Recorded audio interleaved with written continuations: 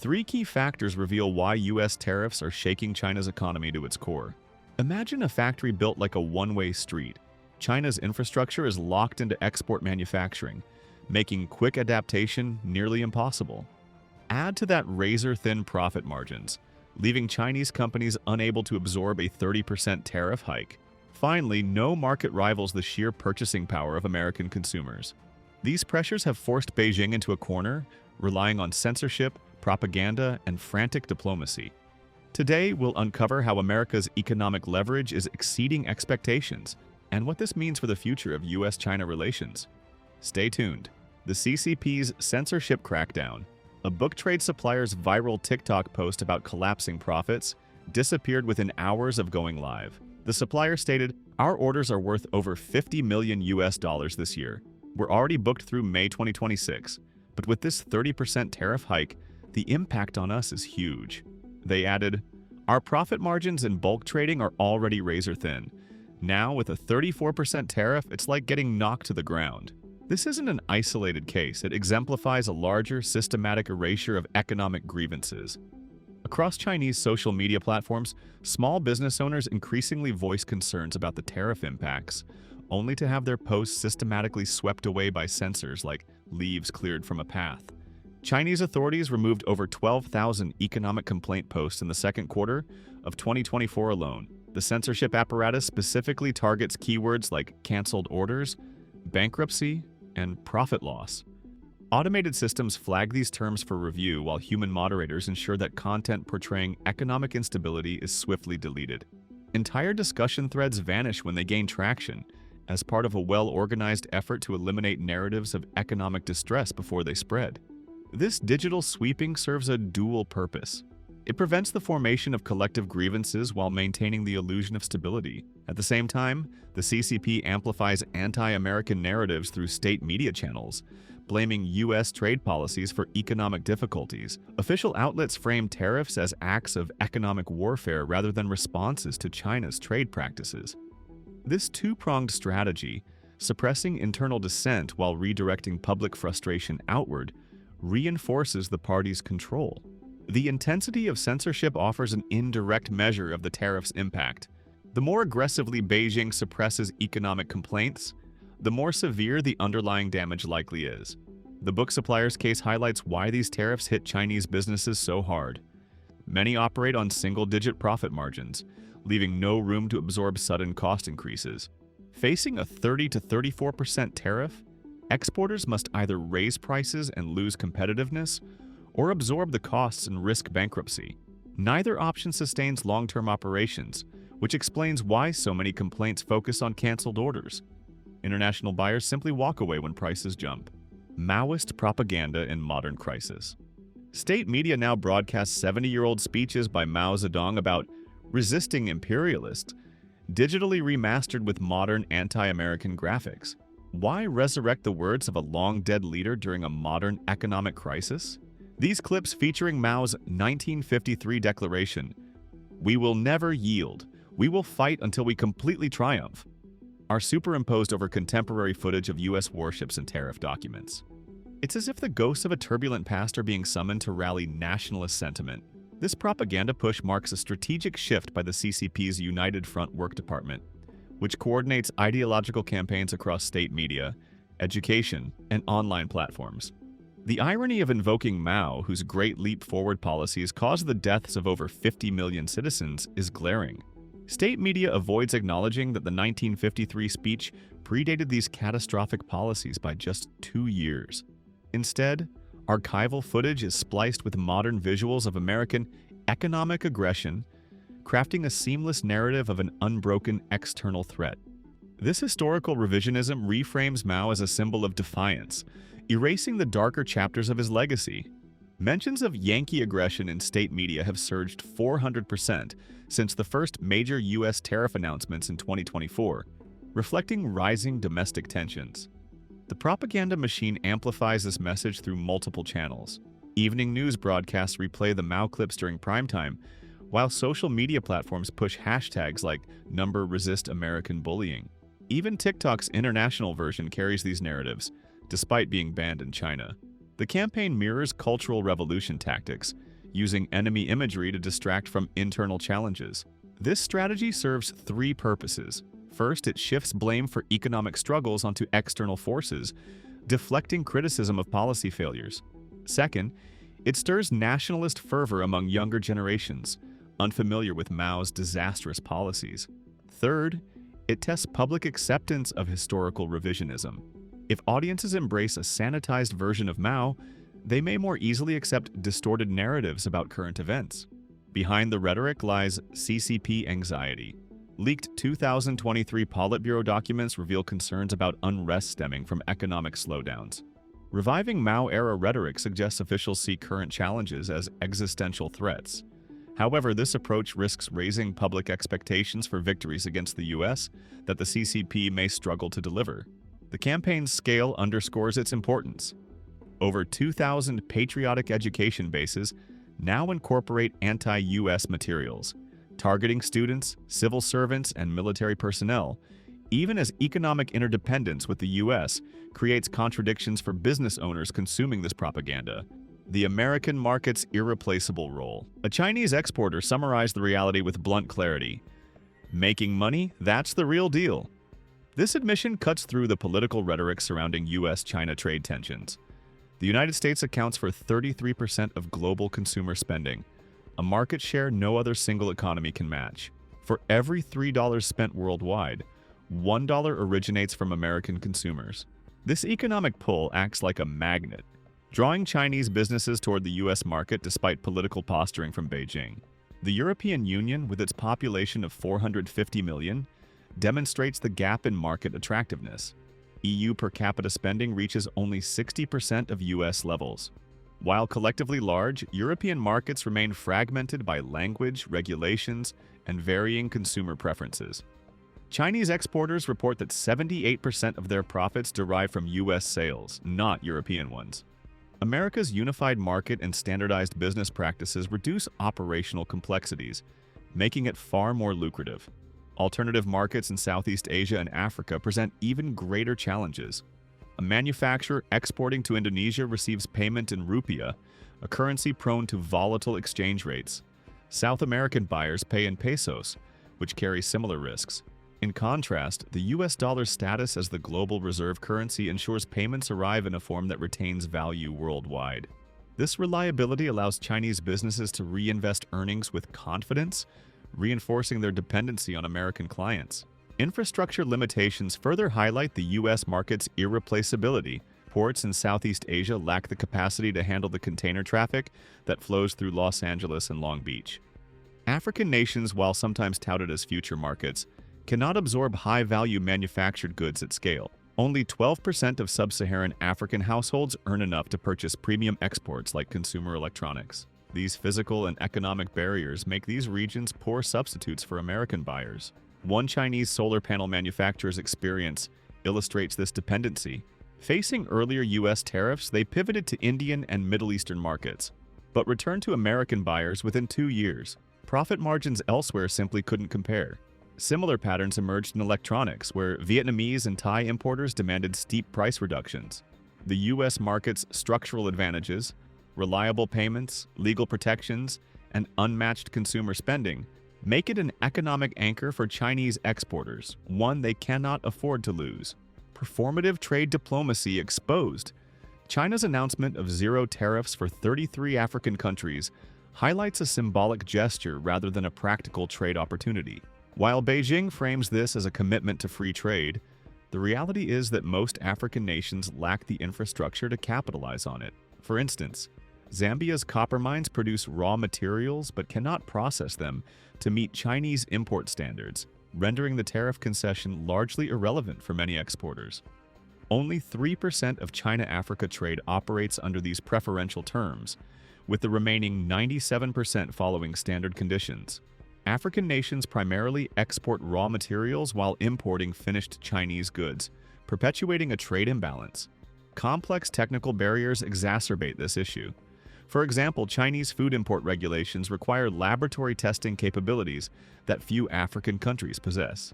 The zero tariff offer applies only to specific processed goods that African industries cannot produce at scale, further limiting its impact. The infrastructure gap underscores the performative nature of these trade gestures. Most African ports lack the capacity to handle large container ships destined for China. Nigeria's Lagos port, one of the continent's busiest, processes just 1.5 million TEUs annually, less than 5% of Shanghai's capacity. Landlocked countries face even greater hurdles, relying on cross-border trucking to congested coastal ports where delays can stretch for weeks. These logistical challenges effectively negate any potential benefits from zero tariffs. China's domestic policies further undermine the initiative. While offering tariff-free access to African goods, Beijing restricts foreign competitors like Google and Facebook from its own market. This dual strategy reflects China's mercantilist approach, as seen in its steel industry, where $17 billion in annual subsidies allow Chinese producers to dominate global markets while enjoying protection at home. Payment imbalances also perpetuate dependency. African nations must settle trade in Chinese yuan, which they earn by exporting raw materials and then spend on Chinese imports. This cycle reinforces Africa's role as a resource supplier, rather than fostering industrial development. Frequent updates to Chinese product standards add another layer of difficulty. A 2023 study found that 78% of African agricultural exporters faced sudden rejections due to new pesticide residue limits. These unpredictable changes discourage investment in export-oriented industries, locking African economies into raw material extraction. The disparity between rhetoric and reality is stark. In 2023, China-Africa trade reached $282 billion, but African exports accounted for just $93 billion, down from 45% of bilateral trade in 2000 to 33% today. This trend contradicts Beijing's claims of fostering mutual development. Steel subsidies and market warfare. Chinese steel enters U.S. markets at prices 22% below what domestic producers charge, and even below production costs in China. This is less about competitive pricing and more akin to a Trojan horse. Subsidized steel undermining U.S. industries from within. These artificially low prices are made possible by $17 billion in annual state subsidies. The Shugang Group, China's fourth largest steel producer, exemplifies this strategy, exporting to America at prices 22% lower than what it charges domestically, feasible only through direct government support. These subsidies come in various forms, including interest-free loans from state-owned banks, tax rebates, and energy subsidies. For instance, the Hebei provincial government spent $3.2 billion in 2023 alone to cover electricity costs for local steel plants. This financial backing allows Chinese firms to sustain losses abroad while remaining profitable through government transfers. Such practices violate WTO rules against export subsidies and dumping, yet persist through creative financial engineering. The consequences for U.S. industry have been devastating. Since 2022, 14 American steel mills have closed, unable to compete with subsidized imports. This isn't just about lost business. It's about eroding national industrial capacity. The U.S. now relies on imports for 28% of its steel needs, up from 18% in 2018. This dependency poses strategic risks, particularly for defense-critical materials like armor plating and submarine hulls. The Pentagon's 2023 Industrial Base Report identified steel as one of 200 critical supply chain vulnerabilities, underscoring the national security implications. China's strategy is twofold. Commercially, it seeks to dominate global markets by eliminating competition. Strategically, it aims to weaken foreign industrial bases. In 2024, China accounted for 58% of global steel production, up from 50% in 2015. Meanwhile, the WTO recorded 198 trade investigations against China that year, with most targeting steel and aluminum dumping.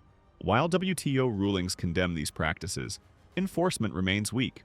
Chinese firms circumvent penalties by shifting production to slightly different steel grades or rerouting exports through third countries like Vietnam and Mexico. Domestically, China protects its market with import restrictions and minimum price controls, ensuring profitability at home while undercutting rivals abroad. This two-tiered system, combined with 150 million tons of excess capacity, sustains industries that would collapse in a genuine market economy. The national security imperative. 87% of U.S. antibiotics originate from Chinese supply chains. Imagine a sudden military crisis where China halts exports. American hospitals could face catastrophic shortages within weeks. This statistic underscores a critical vulnerability in America's national security infrastructure, where supply chain dependencies threaten both civilian and military readiness. The Pentagon's 2023 Industrial Base Report identified over 200 critical supply chain gaps affecting military preparedness. These vulnerabilities span sectors like microelectronics and advanced alloys essential for aircraft and submarine construction. Rare earth metals are a glaring example. China controls 90% of global production for these elements, vital to guidance systems, radar technology, and electric vehicle batteries. In 2010, Beijing restricted rare earth exports to Japan during a territorial dispute, demonstrating its willingness to weaponize this dominance. Pharmaceutical dependencies present another alarming risk. During the COVID-19 pandemic, China prioritized domestic medical supplies while limiting exports, setting a precedent for future crises. The Defense Logistics Agency reports that 80% of active pharmaceutical ingredients for generic drugs come from China, with no immediate domestic alternatives. A disruption in this supply could cripple U.S. healthcare systems during a conflict. Military systems are equally exposed. The F-35 fighter jet relies on Chinese-sourced rare earth magnets for its targeting systems, creating a paradox where America's most advanced aircraft depends on its primary strategic competitor. Similarly, Chinese firms supply specialized alloys for U.S. submarine hulls, further entrenching these vulnerabilities. Supply chains resemble a chain only as strong as their weakest link. Diamond and other experts emphasize the need to strengthen ties with allies like Japan and South Korea, whose advanced manufacturing capabilities could help diversify critical supply lines. The Philippines, with its English-speaking workforce and U.S.-aligned regulations, offers potential for pharmaceutical production. China's coercive potential extends beyond export restrictions. Its unreliable entities list sanctions foreign companies complying with U.S. trade rules, forcing multinationals to choose between markets. Beijing has already targeted Lockheed Martin and Raytheon for arms sales to Taiwan.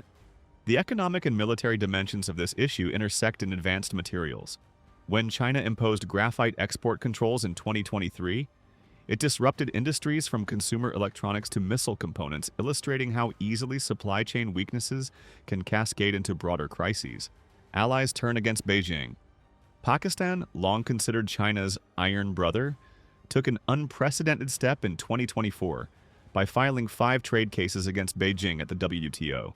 These complaints targeted Chinese imports of printing paper, self-adhesive tape, and chemical products that were flooding Pakistani markets.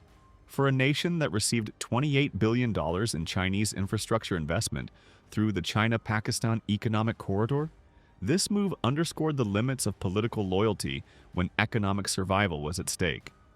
Pakistani manufacturers, struggling to compete, reported losing 30% of their market share to underpriced Chinese goods in just 2 years, forcing this bold legal challenge. Similarly, other nations followed suit, reflecting a growing global backlash.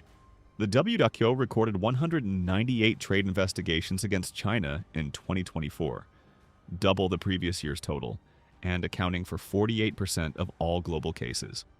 Emerging economies led the charge, with India filing 37 cases, Brazil 19, and Turkey 9. These cases highlighted documented violations, such as dumping margins exceeding 40% on Indian steel, Brazilian textiles sold below production costs, and Turkish electronics benefiting from illegal subsidies. This wave of actions contradicted Beijing's narrative of leading a global South alliance against Western dominance. In parallel, Russia imposed sanctions on 3 Chinese steel firms in March 2024 for dumping products at 22% below domestic prices. Russian steel producers, facing $340 million in lost contracts, successfully lobbied the Kremlin to act. The sanctions targeted specific steel grades used in construction and machinery, disrupting $700 million in annual trade. This marked a significant strain in the no-limits partnership declared between Moscow and Beijing in 2022, as economic realities took precedence over political rhetoric. Vietnam also joined the resistance, imposing 35% anti-dumping duties on Chinese aluminum in January 2024. Investigations revealed Chinese producers received $1.2 billion in illegal subsidies, allowing them to sell aluminum at 27% below fair market value. This followed similar actions by Indonesia and Malaysia, creating a pattern of Southeast Asian pushback. Vietnam's case even exposed sophisticated evasion tactics, with Chinese products transshipped through Cambodia to bypass tariffs. The economic pressures driving these actions are undeniable. India's steel industry lost 12,000 jobs in 2023, while Turkish electronics manufacturers saw profits drop by 40%. Despite risking diplomatic fallout, nations like Pakistan calculated that unchecked imports would cost far more in lost industrial output. Xi's desperate Southeast Asian tour. Xi Jinping's emergency tour of Southeast Asia in 2024 underscored Beijing's growing desperation to counteract U.S. tariffs. The hastily arranged visits to Vietnam, Cambodia, and Malaysia revealed the extent of China's economic anxieties as Xi sought to pressure regional partners into facilitating tariff evasion. Behind closed doors, Vietnamese officials reported explicit threats. China would cut off critical component supplies if Vietnam refused to cooperate.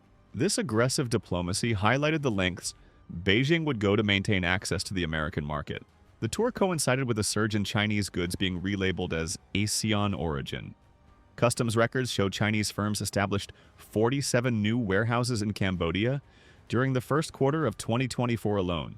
These facilities receive Chinese-made products, apply Made in Cambodia labels, and ship them to the U.S. as Cambodian exports. Vietnamese investigators uncovered similar operations near Ho Chi Minh City, where workers removed Made in China tags from textiles and replaced them with Vietnamese labels. This widespread practice has falsely attributed $62 billion worth of Chinese exports to ASEAN origins. China's coercion extended beyond relabeling. During Xi's Vietnam visit, Chinese delegates presented a list of 127 components Vietnam imports from China, threatening to restrict shipments unless Vietnam allowed transshipment operations. These components, ranging from semiconductor materials to automotive parts, are critical to Vietnam's manufacturing sector, underscoring China's dominance in global supply chains. For local workers, the stakes are personal. Many find themselves caught between the demands of Chinese firms and the scrutiny of their own governments, navigating a precarious balance in an increasingly fraught economic landscape. The relabeling process itself is streamlined. Chinese exporters ship goods to Cambodian warehouses with falsified bills of lading. Once inside, workers repackage the goods with new documentation before export to the U.S., adding just 7 to 10% to final costs, far less than the 25 to 30% U.S. tariffs avoided. U.S. Customs has identified the fraud but struggles to contain it, seizing only $1.2 billion of mislabeled goods in 2024, a fraction of the estimated total. Vietnam's response reflects its dilemma. While allowing some transshipment operations, Hanoi has also rejected 23 Chinese-funded factory projects, wary of U.S. retaliation. Yet, the scheme's limitations are clear. Quality issues, lost branding control, and eroded profit margins reveal the cracks in Beijing's strategy. The U.S. tariffs have highlighted a critical flaw in China's economic model, its rigid reliance on export manufacturing and the American consumer market. Emerging markets can't match U.S. purchasing power or reliability, leaving China with limited options. The response, censorship, propaganda, and strained diplomacy, exposes systemic fragility. Strategic decoupling is essential, prioritizing sectors like pharmaceuticals and rare earth metals where security risks outweigh cost savings. Rebuilding domestic capacity alongside targeted tariffs secures long-term leverage. American consumer demand is an unstoppable tide, shaping global supply chains. By supporting these policies, we safeguard U.S. economic strength and national security for the future,